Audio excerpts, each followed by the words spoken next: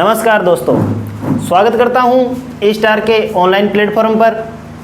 आज से हम शुरू करने जा रहे हैं इंग्लिश की सीरीज़, और इंग्लिश की सीरीज़ में हम शुरू करेंगे इंग्लिश की ग्रामर। और इंग्लिश की ग्रामर में जो आज का हमारा टॉपिक है, वो जो टॉपिक है वो है हमारा टॉपिक क्या है, वो टॉपिक है हमारा मॉडल्स। ठीक है, क्या टॉपिक है? मॉडल्स। देखिए दोस्तों, आपको ग्रामर का जो सारे टॉपिक हैं, एक बार हम क्लास 10th का शुरू करने जा रहे हैं, क्लास 10th का शुरू करने जा रहे हैं। ठीक है, कक्षा 10 की ग्रामर शुरू करने जा रहे हैं। कक्षा 10 की ग्रामर में जो मुख्य टॉपिक है, वो पहला टॉपिक तो है टेंस, दूसरा है एक्टिव एंड पैसिव। ठीक है, और तीसरा जो टॉपिक है वो है मॉडल्स। ठीक है, मॉडल। और लास्ट जो टॉपिक है वो है डायरेक्ट एंड इनडायरेक्ट। ठीक है, आज का जो हमारा टॉपिक है वो पहले अपने मॉडल्स कर लेते हैं, उसके बाद में आपको इन सभी टॉपिकों की वीडियो आपको मिल जाएगी हमारे चैनल के ऊपर, और एक मैं प्लेलिस्ट बनवा दूंगा चैनल पर इंग्लिश ग्रामर के नाम से। ठीक है, तो आज अपने शुरू करने जा रहे हैं वो है मेरे दोस्तों मॉडल्स, या मॉडल भी बोलते हैं इनको, मॉडल्स। ठीक है, देखिए दोस्तों, यहां पर ई मत लगाइएगा। यहां पर क्या नहीं लगाना? ई। अगर यहां पर आप ई लगा देते हो, ये बन जाता है मॉडल, और इसको जो हिंदी में आप बोलते हो नमूना, नमूना बोल देते हो उसको। ठीक है, और इस प्रकार का कोई शब्द इंग्लिश के ग्रामर में नहीं है। ठीक है, इस बात का ध्यान रखना आप, इस प्रकार का कोई शब्द इंग्लिश के ग्रामर में नहीं है। ये जो नमूना है वो आप जैसे साइंस में बोलते हो, साइंस का मॉडल है, ये उस चीज का मॉडल है, ये उस चीज का मॉडल है, उस प्रकार का नहीं है। ये है मॉडल्स या मॉडल। ठीक है, इसकी स्पेलिंग MODAL होता है, मॉडल। ठीक है, अब देखिए मॉडल, पहले इस शब्द के बारे में थोड़ा बहुत आपको मैं बता देता हूं। इस शब्द की जो उत्पत्ति है, या इस शब्द का जो ओरिजिन है, ठीक है, या उत्पत्ति, इस शब्द की जो उत्पत्ति है वो शब्द हुई है मूढ़ शब्द से। कहां से हुई है दोस्तों? मूढ़ शब्द से हुई है, जिसका जो अर्थ है वो है मनोदशा या मनोभाव। ठीक है, इस शब्द की उत्पत्ति कहां से हुई है? मूढ़ शब्द से हुई है, जिसका अर्थ है मनोदशा या मनोभाव। ठीक है, अब देखिए मॉडल्स क्या हैं। मॉडल्स ग्रामर का वह टॉपिक है जो किसी सब्जेक्ट का या किसी कर्ता का क्या बताता है? कर्ता का मनोभाव या उसकी इमोशन को बताता है, यानी उस कंडीशन में उस कर्ता का या उस पर्सन का क्या मनोभाव है या क्या मनोदशा है, ये प्रकट करने के लिए ग्रामर के जिस शब्द का उपयोग किया जाता है या ग्रामर के जिस टॉपिक का उपयोग किया जाता है मेरे दोस्तों, वो है मॉडल। ठीक है, क्या है? मॉडल है। ठीक है, अब इस जो मॉडल है ना, इस मॉडल को मॉडल एक्जुलरी वर्ब बोलते हैं। मॉडल क्या है? एक प्रकार की मॉडल एक्जुलरी वर्ब है। ठीक है, मॉडल क्या है? एक प्रकार की मॉडल एक्जुलरी वर्ब है। ठीक है, समझ में आई बात? अब देखिए, मॉडल एक प्रकार की मॉडल एक्जुलरी वर्ब है, यानी यह क्या है? एक टाइप्स ऑफ वर्ब है। कौन? मॉडल। मॉडल एक प्रकार की क्या है? टाइप्स ऑफ वर्ब है। ठीक है, इस बारे में थोड़ा ध्यान रख लीजिए। ये एक प्रकार की क्या है? टाइप्स ऑफ वर्ब है, और इसका जो पूर्ण अर्थ है वो है मॉडल एक्जुलरीज वर्ब, या इसको बोलते हैं मॉडल एक्जुलरीज। ठीक है, ठीक है, अब समझ में आई बात थोड़ी बहुत? सबसे पहले मैंने आपको क्या बताया, मॉडल क्या है? मॉडल ग्रामर का वह टॉपिक है जो किसी सब्जेक्ट का या कर्ता का किसी भी स्थिति में उसकी मनोभाव को प्रकट करता है। ठीक है, प्रकट करता है या प्रकट करने के लिए ग्रामर के जिस शब्द का प्रयोग किया जाता है वो क्या है? मॉडल है। और इस शब्द की जो उत्पत्ति है या इस शब्द का जो ओरिजिन है वो कहां से हुआ है? वो हुआ है मूढ़ शब्द से। और उस मूढ़ शब्द का क्या अर्थ है? उस मूढ़ शब्द का अर्थ है कि मनोदशा या मनोभाव। ठीक है, किसका? सब्जेक्ट का। समझ में आ गई बात? अब देखिए, मैंने एक चीज बताई आपको कि मॉडल एक प्रकार की टाइप्स ऑफ वर्ब है, यानी एक प्रकार का क्या है? एक प्रकार का आपका क्रिया का प्रकार है, क्रिया का प्रकार है। ठीक है, एक प्रकार का क्रिया का प्रकार है। अब देखिए क्रिया का प्रकार कौन सा है, एक्सुलरीज प्रकार है या हेल्पिंग वर्ब का है। ठीक है, एक्सुलरीज का ही दूसरा नाम क्या है, हेल्पिंग वर्ब है। अब देखिए दोस्तों, मॉडल एक प्रकार की क्रिया है ना, तो मैं अब क्रिया वगैरह क्या होते हैं इसमें आप थोड़ा कंफ्यूज हो गए होंगे। इससे कंफ्यूजन दूर करने के लिए मैं आपको थोड़ा क्रिया के बारे में बता देता हूं। अपने पहले चर्चा कर लेते हैं किसके बारे में, वर्ब के बारे में। इस वर्ब को ही आप हिंदी में बोल देते हो क्रिया। क्या बोल देते हो, क्रिया। अब क्रिया क्या है, क्रिया किसी काम का होना या किसी काम का होना प्रकट किया जाता है, किसी काम को करने के लिए वर्ब का यूज किया जाता है। ठीक है, अब कोई काम हो रहा है या कोई काम किया जा रहा है, उस काम को ही क्या बोलते हो, वर्ब बोलते हो आप। उस काम को ही क्या बोलते हो, वर्ब। अब ये जो वर्ब है वो दो प्रकार की होती है।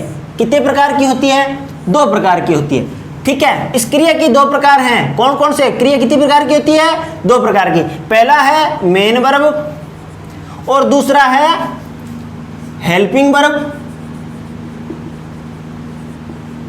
दूसरा है हेल्पिंग वर्ब और इसी का दूसरा नाम है एक्सुलरी वर्ब। इसका ही दूसरा नाम क्या है, एक्सुलरी वर्ब। ठीक है, इसको हिंदी में बोलते हो आप, इसको हिंदी में बोलते हो मुख्य क्रिया। इसको हिंदी में क्या बोलते हो, मुख्य क्रिया। और इसको हिंदी में बोलते हो सहायक क्रिया। इसको क्या बोलते हो, सहायक क्रिया। ठीक है, सहायक क्रिया, इसको हिंदी में बोलते हो सहायक क्रिया। ठीक है, समझ में आई बात। अब देखिए एक चीज का आप रट्टा लगा लेना चाहिए, एक चीज का इस बात का रट्टा लगा लेना कि मॉडल जो होते हैं, मॉडल कितने होते हैं, 13 होते हैं। ठीक है, मॉडल हमेशा ही कितने होते हैं, 13 होते हैं। ठीक है, अब एक बात का और रट्टा लगाना चाहो तो लगा सकते हो कि हेल्पिंग वर्ब कितनी होती है, 24 होती है मेरे दोस्तों।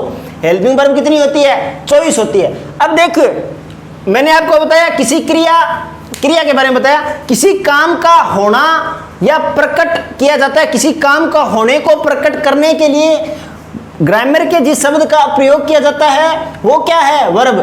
अब देखिए वाक्य में जहां पर किसी काम का होना मुख्य रूप से पाया जाता है, यानी जिस काम के लिए अब आप कोई काम कर रहे हो, उस काम को मुख्य रूप से जिस क्रिया से किया जाता है, जिस काम का कर रहे हो आप, उसे मेन वर्ब बोलते हैं। अब इसी मेन वर्ब को वाक्य में दर्शाने के लिए जिस क्रिया की सहायता ली जाती है, इसी वर्ब को वाक्य में दर्शाने के लिए जिस क्रिया की सहायता ली जाती है या जो क्रिया सहायता प्रदान करती है उसे आप क्या बोलते हो, सहायक क्रिया बोलते हो। अब देखिए आप कंफ्यूजन हो गए परिभाषा में इस वर्ब मेन वर्ब की। अब देखिए मेन वर्ब क्या है, मेन वर्ब वही है जो वाक्य में मुख्य भूमिका निभाती है, यानी जो मुख्य काम है, जो मुख्य काम को दर्शा रही है, बंदा या सब्जेक्ट क्या काम कर रहा है उसको दर्शा रही है, वो क्या है, मेन वर्ब।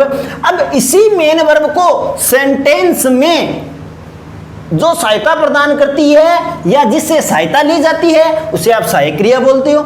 समझ में आई, कॉन्सेप्ट क्लियर हुआ मेरे दोस्तों, आसान सी बात है, कोई दिक्कत वाली बात नहीं है। अब मैं क्रिया क्यों बता रहा हूं आपको, आप सोच रहे हो मॉडल का टॉपिक है, क्रिया क्यों बता रहे हैं। अब देखिए मॉडल को मैंने आपको शुरुआत में बताया कि मॉडल एक प्रकार की टाइप्स ऑफ वर्ब है।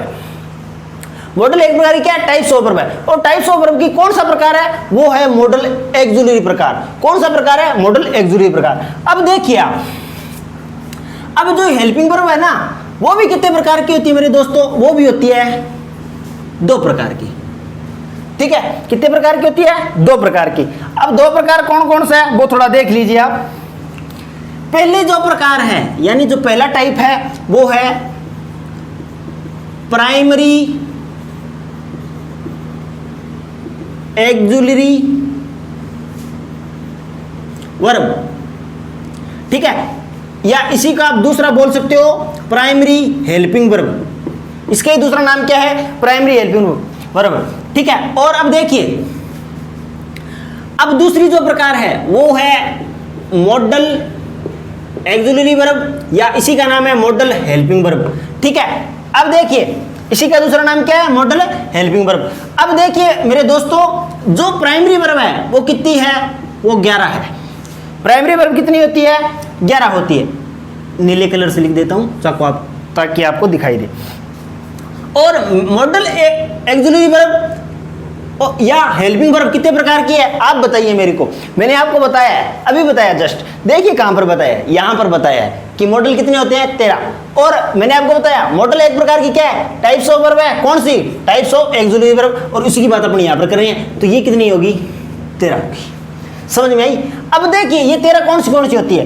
पहले आप ये देखिए, पहले आप देखिए 11 कौन सी होती है। और 11 मैं बता देता हूं आपको। देखिए 11 होती है दोस्तों, पहली तो इसमें होती है जी डू फॉर्म, दूसरी होती है इसमें बी फॉर्म, और तीसरी जो होती है वो इसमें होती है है फॉर्म। ठीक है, कौन सी होती है? है फॉर्म। देखिए पहली डू फॉर्म, दूसरी बी फॉर्म, तीसरी होती है है फॉर्म। अब देखिए इसमें थोड़ा देख लीजिए आप, इसमें बी डू की कौन सी होती है? देखिए डू की होती है पहली डू, डज और डिड, ये 3 होती है। बी की कौन सी होती है? बी की होती है इज, एम, आर, वाज और वर। ठीक है, ये इसकी होती है। और हैव की कौन सी होती है? हैव की होती है पहली होती है हैज, हैव और हैड। ठीक है, अब आप टेंस के बारे में थोड़ा परिचित होंगे। जो परिचित नहीं है घबराने की जरूरत नहीं है, मैं आपको टेंस भी करवाऊंगा, एक्टिव पैसिव भी करवाऊंगा, कोई घबराने की जरूरत नहीं है। जिसको थोड़ा बहुत ज्ञान है टेंस का वो बता सकता है। देखिए डू और डज ये आप जानते हो प्रेजेंट सिंपल की पहचान है। ठीक है, और इज, एम, आर ये आप जानते हो प्रेजेंट कंटिन्यूज की पहचान है। हैज, हैव ये आप जानते हो प्रेजेंट परफेक्ट की पहचान है। ठीक है, अब देखिए डिड रह गया। डिड किसका है? डिड है पास्ट सिंपल का या पास्ट इंडेफिनेट का। ठीक है, और वाज और वर ये आप जानते हो पास्ट कॉन्टिन्यूज का है। किसका है? पास्ट कॉन्टिन्यूज का। ये आप जानते हो किसका है? ये है आपका पास्ट परफेक्ट का। ठीक है, इसके बारे में आप थोड़ा जानते हो। अब देखिए मैंने आपको बताया ये कितनी होती है? ये होती है दोस्तों 11। अब आप काउंट कर लीजिए। देखिए काउंट करते हैं, 1 2 3 4 5 6 7 8 9 10 11। कितनी हो गई? 11 हो गई ना अपनी। अब मैंने आपको बता दी कौन सी। ठीक है, अब ये जो मॉडल है ना, ये मैं इधर लिख देता हूं। चलो इधर ही लिख देते हैं, उधर भी इतना स्थान नहीं है। अब देखिए मॉडल की बताता हूं कौन सी है। 13 कौन सी होती है मॉडल।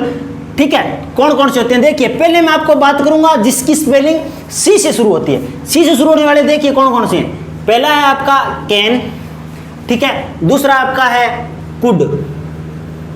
ठीक है, अलग कलर से लिख देते हैं ना, चलो अलग से लिख देता हूं।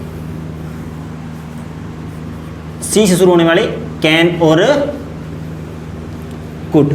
ठीक है, और इसके बाद देखिए आप, इससे के बाद मैं बता देता हूं आपको एम से शुरू होने वाली। किससे शुरू होने वाली? एम से। एम से देखिए आपकी 3 स्पेलिंग शुरू होती है। 3 स्पेलिंग सॉरी क्या 3 मॉडल होते हैं आपके एम से शुरू होने वाले, में, माइट और मस्ट। ठीक है, इसके बाद मैं बताता हूं आपको एस से शुरू होने वाले। एस से शुरू होने वाले देखिए कौन से? Shall, should. ठीक है, इसके बाद देखिए डब्ल्यू से शुरू होने वाले। डब्ल्यू से होते हैं आपके देखिए विल और वुड। ठीक है, अब देखिए ये कितने हो गए? 1 2 3 4 5 6 7 8 9। अब देखिए 9 मैंने आपको टोटल कितने बताए? 13। 9 हो गए, मतलब पीछे कितने बच गए? पीछे बच गए 4 बच गए, वो यहां पर लिख देते हैं। देखिए पहला है आपका डेयर। ठीक है, डेयर के बाद में आपका आता है निड, निड के बाद यूज टू। ठीक है, और इसके बाद आती है आपका यूज टू के बाद एक रह गया आपका आउट टू। ये आपकी 13 हो गई। देखिए गिन लीजिए, 1 2 3 4 5 6 7 8 9 10 11 12 और 13। ठीक है, अब देखिए पूरे हो गए ना आपके 13। अब टोटल आपकी हेल्पिंग वर्ब 24 पूरी हो चुकी है। ठीक है, अब देखिए बेसिक नॉलेज आपको बताया मैंने, रिपीट कर देता हूं थोड़ा बहुत। अपने वर्ब की बात की, ठीक है, मॉडल्स के अंदर बात की, शुरुआत में इसकी शब्द के बारे में वो बता दिया है, ठीक है। अब देखिए इसको मैंने बताया भी एक प्रकार की टाइप्स ऑफ वर्ब है, एक्सिलरी वर्ब है, मॉडल एक्सिलरी वर्ब है। तो एक्सिलरी वर्ब को बताने के लिए पहले मैंने आपको बता दिया वर्ब के बारे में। मैंने बताया वर्ब कितने प्रकार की होती है, 2 प्रकार की होती है, मेन वर्ब और हेल्पिंग वर्ब। हेल्पिंग वर्ब का दूसरा नाम आपको क्या बताया, एक्सिलरी वर्ब। एक्सिलरी वर्ब, अब देखिए हेल्पिंग वर्ब मैंने आपको बताया कितने प्रकार की होती है, 24 होती है हेल्पिंग वर्ब।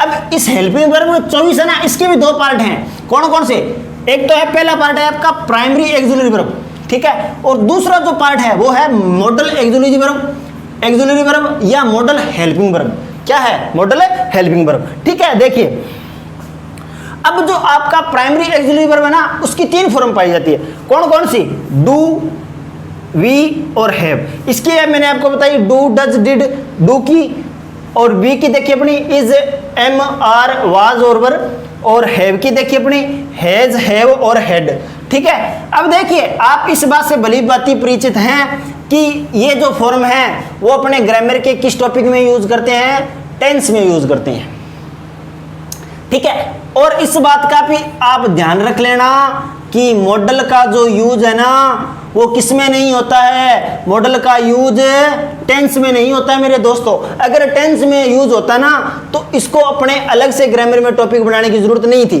ठीक है। तो आप इस बात का ध्यान रखना विशेष तौर से कि मॉडल का यूज आप किस में नहीं करते हो, टेंस में नहीं करते हो। और ये जो वर्ब है हेल्पिंग वर्ब, ये किस में यूज करते हो आप, ये टेंस में यूज करते हो मेरे दोस्तों, ठीक है। समझ में आई बात। अब देखिए इसी का दूसरा प्रकार मैंने आपको बताया मॉडल एक्सिलरी वर्ब, ठीक है, मॉडल एक्सिलरी वर्ब या हेल्पिंग वर्ब। अब मैंने आपको इसी से पहले ये बताने से 13 बताने से इनसे पहले ये मैंने आपको बता दिया कि मॉडल आप रट्टा लगा लीजिए 13 प्रकार के होते हैं या 13 होते हैं, ठीक है। अब देखिए ये 13 मैंने आपको कौन से बताए, can, could, may, must, might, ठीक है, should, shall, will, would, dare, need, ought to, use to, ये आपको बताए मैंने 13 मॉडल, ठीक है। ये 13 हो गए आपके मॉडल।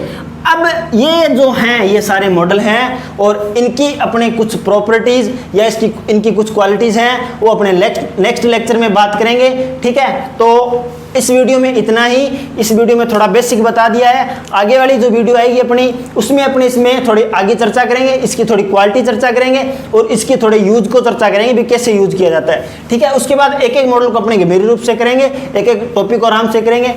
तो आप क्लास 10 के और 9th के जो बच्चे हैं और 11th को भी जो बच्चे हैं वो भी ये वीडियो देख सकते हैं, क्योंकि एनसीईआरटी के अंदर उनके भी ये टॉपिक हैं, ठीक है। तो हमारे साथ जुड़े रहिए, आपको प्रत्येक प्रकार की इंग्लिश में जो करवाया जाएगा वो सब कुछ आपको मिलेगा, ठीक है। तो हमारे चैनल के साथ जुड़े रहिए। थैंक यू, धन्यवाद, जय हिंद, जय भारत।